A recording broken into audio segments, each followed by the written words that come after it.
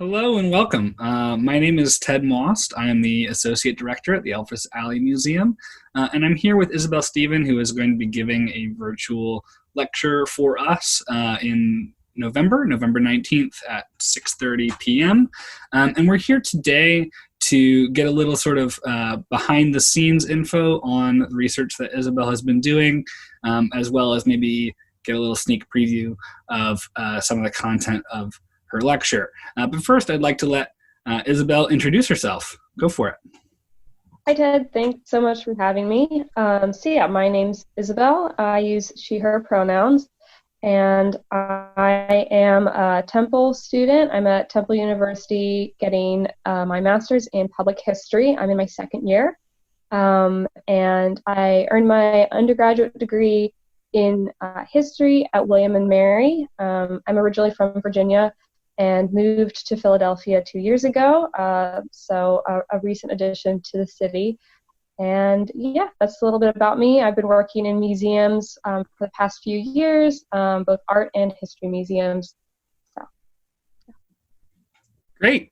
And can you tell us a little bit about how this project came to be and what the research process was? Yeah, absolutely. So when I moved to Philadelphia in 2018, in the middle of the summer, I had a couple of weeks before I found a job, and I decided to do some sightseeing. I was living in Queen Village at the time, which is just a neighborhood or two south of where Elfress Alley is located. So I decided to just walk up 2 Street and take a visit to the museum and to the street. So yeah, I basically just sort of wandered in really, and the guides who were there were all lovely, and they sort of, gave me an overview of what this house museum was and the occupants who lived there, including Sarah Melton and Mary Smith, the mantua makers, who lived in number 126. And I immediately was struck by the sort of story that they lived and worked together as mantua makers, as tailors, by themselves, sort of making their own life together without sort of any men in the picture that I could seemed to be the case. And I just thought, like, how unusual. I thought, was that common in the 18th century? How were they able to do that, economically? Were there other stories like that? So sort of like, how unusual were they as women in the 18th century?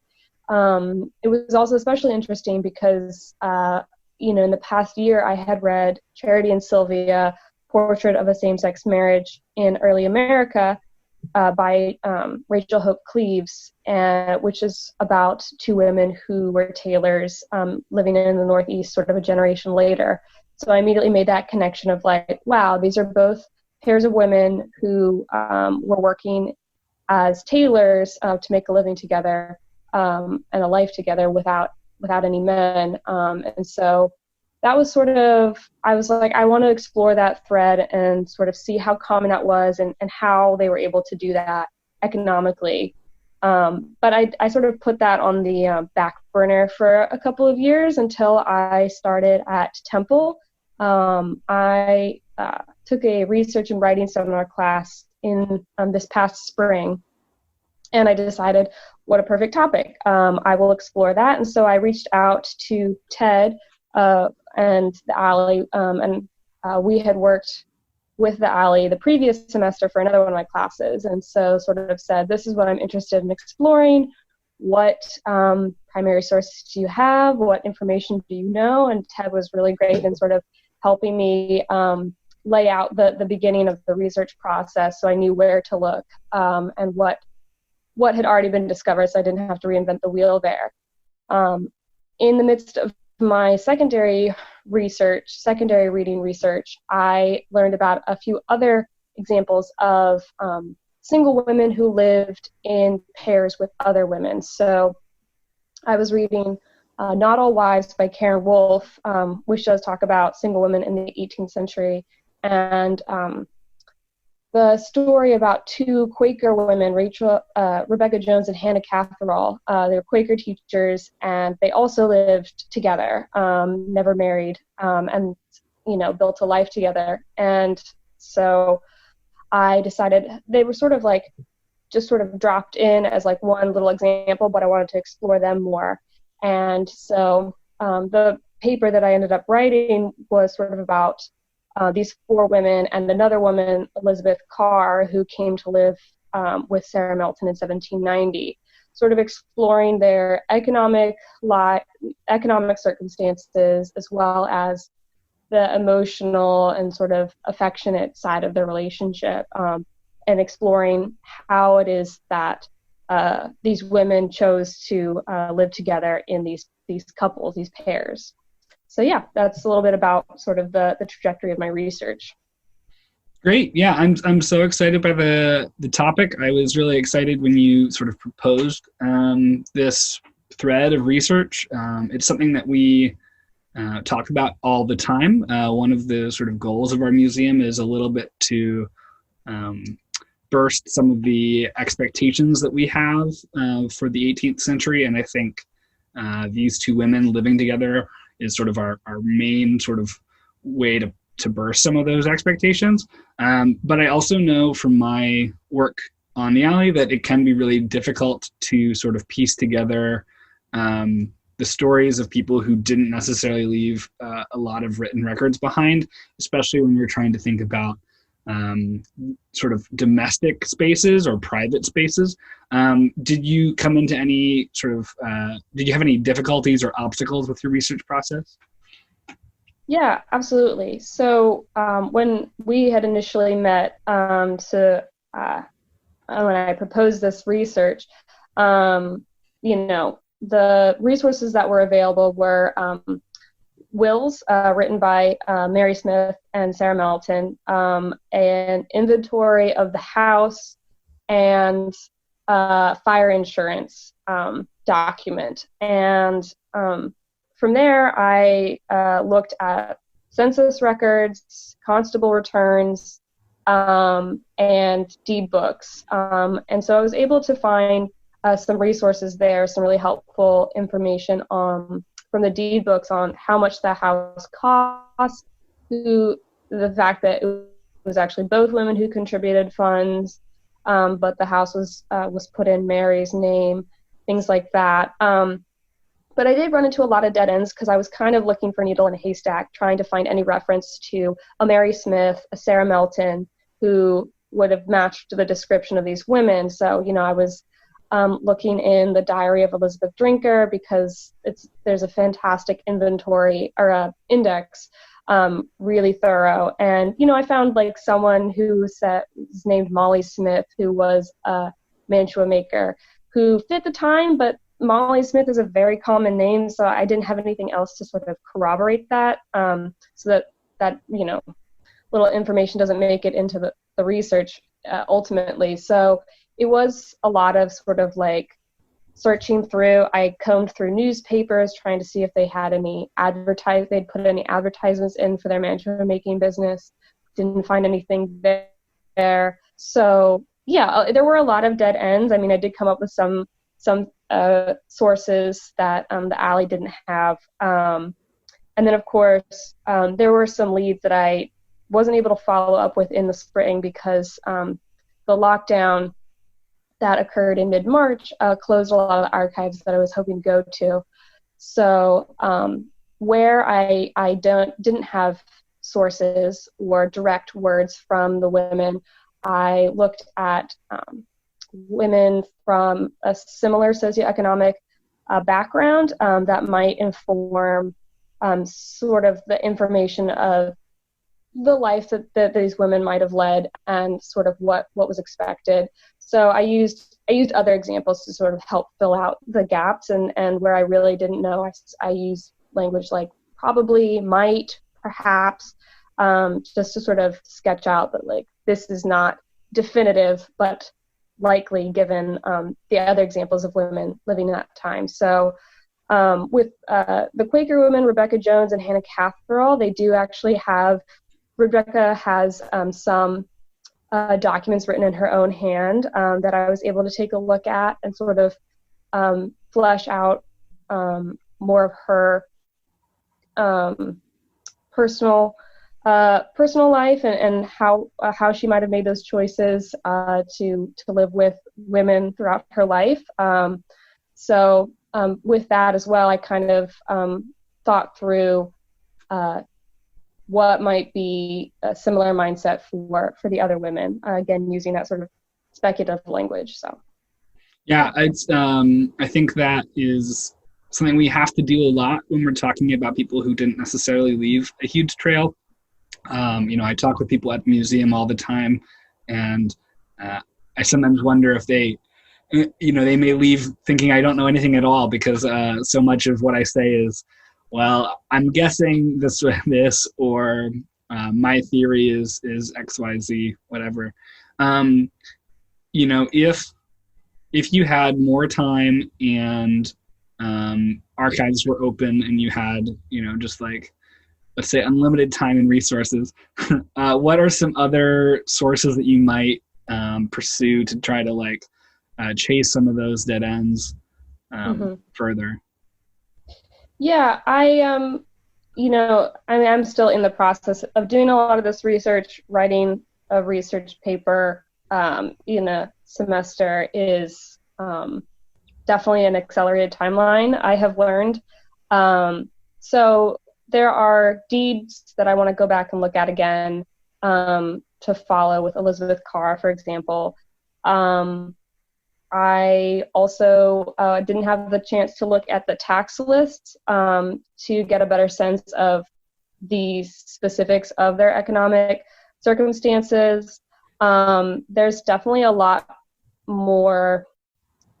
Rebecca Jones and Hannah Catherall show up in a lot of other people's personal papers, so there's a lot of different threads to chase down.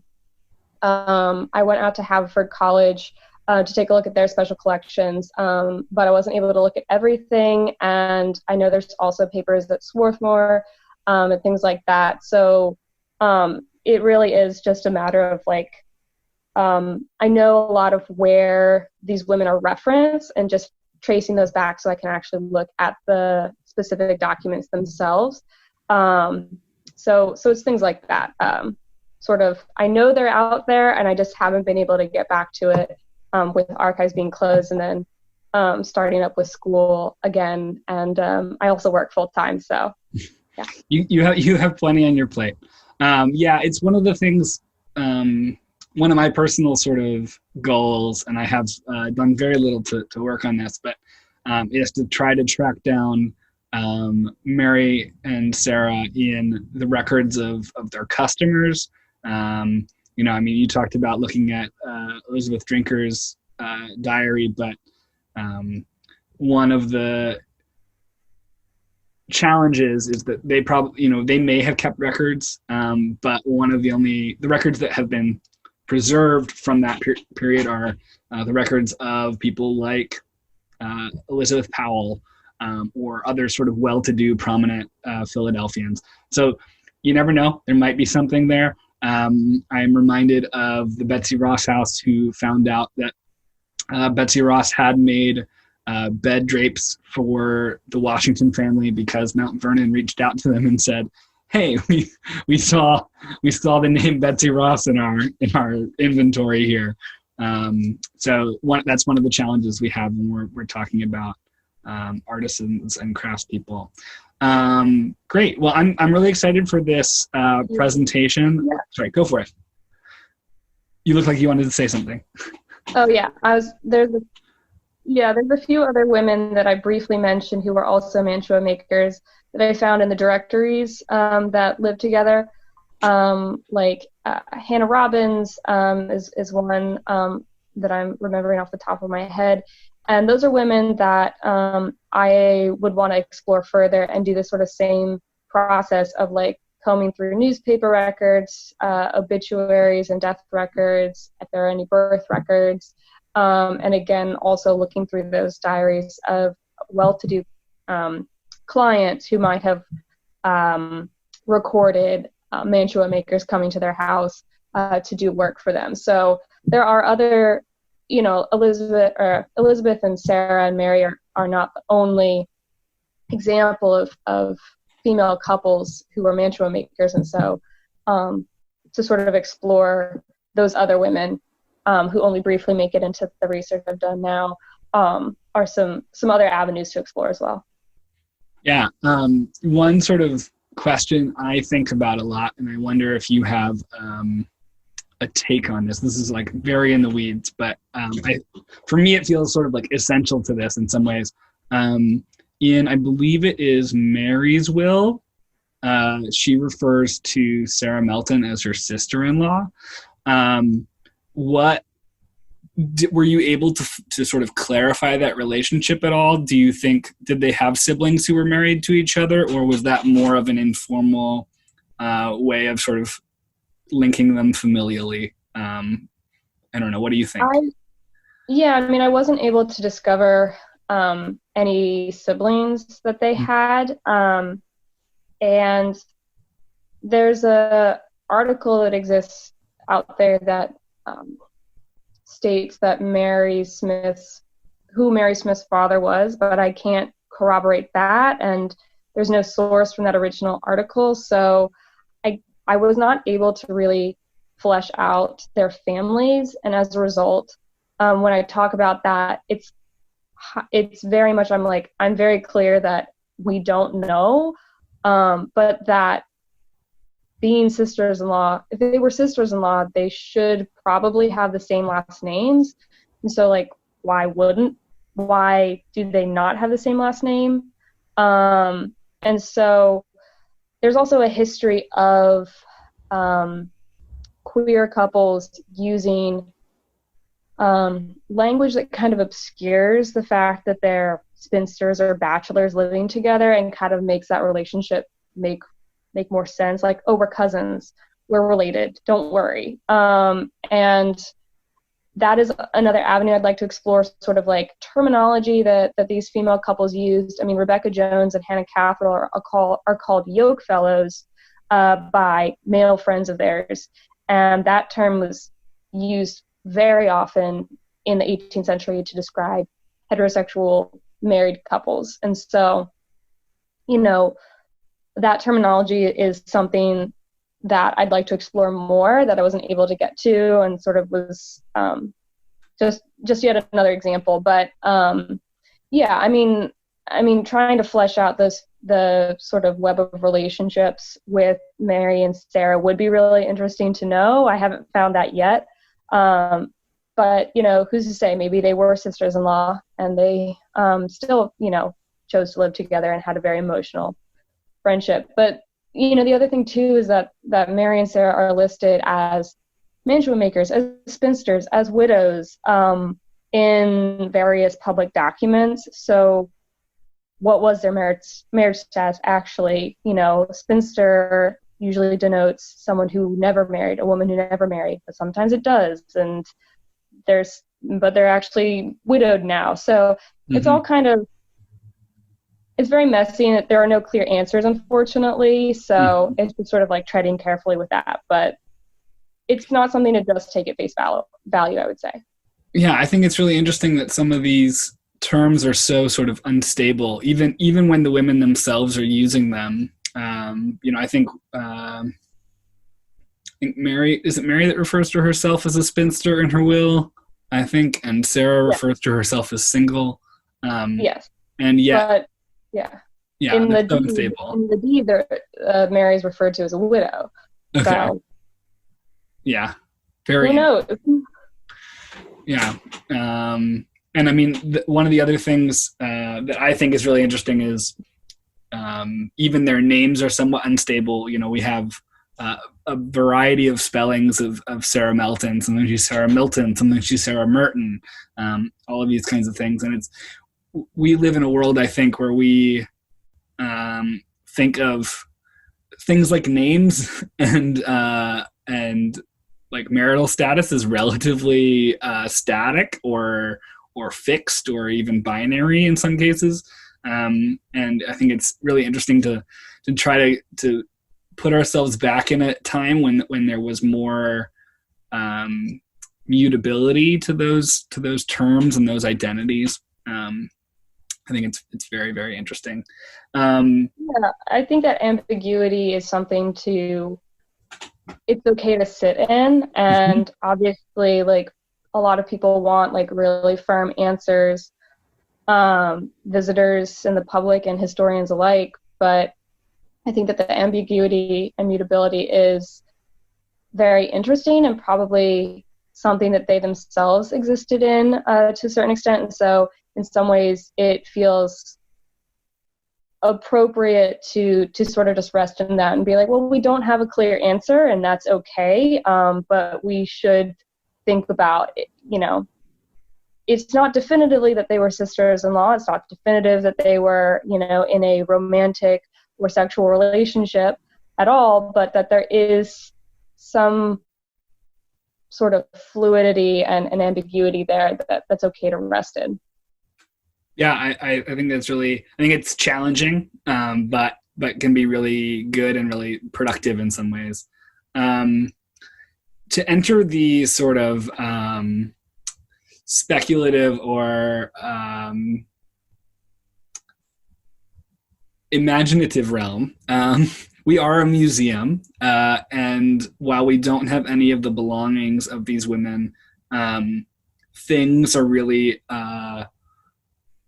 important to what we do, and I think the items that we have on display are really powerful for people who come in and see them, even if they did not belong to Sarah or Mary. I wonder, in a perfect world where you could just like find some things, are there any objects that you would use to interpret these women's lives that you would find like specifically meaningful? So in their inventory, they have there's a chest of drawers where they kept their clothes, and it's only one, so they would have shared that chest of drawers for their clothing. I think that would be a really great piece to have, just to help illustrate the way that their lives were intertwined, that they were keeping their clothes in the same piece of furniture. And then, I think that would be the one off the top of my head. And then sort of their work implements, that was how that they managed to live together, was by having a profession that paid well enough that they were able to keep themselves economically independent. But I do think the very fact of the house still being there is so key, because they purchased the house, they weren't renting. And that, I think, was really key to how long they were able to remain independent, and the fact that Sarah, after Mary died, was able to keep living there for a number of years before another woman comes to join her, because most commonly, women who were single and independent, they're moving all of the time. They are often unable to keep renting in the same place. They disappear from the directories entirely. Perhaps they get married. Perhaps they, stop being the head of house because they can't afford it anymore, and they get integrated into another household. But Sarah stays from 1766 until at the latest 1790 by herself. And so that the house itself, I think, is such a key aspect of, like, you walk in, it's like 50 years women were the head. They owned the house, they used the house, and they made enough money to keep their lives going day to day. So those are sort of the main items and objects that I would use to help tell that story. I love it. I think that's really interesting, and I love the emphasis on the house, because it is, the only real object that we have that has made it through the last, almost 300 years from their time. Okay, before we wrap up here, do you have anything else that you want to tell the nice people about your upcoming lecture, or something that maybe was really interesting that didn't make it into your paper?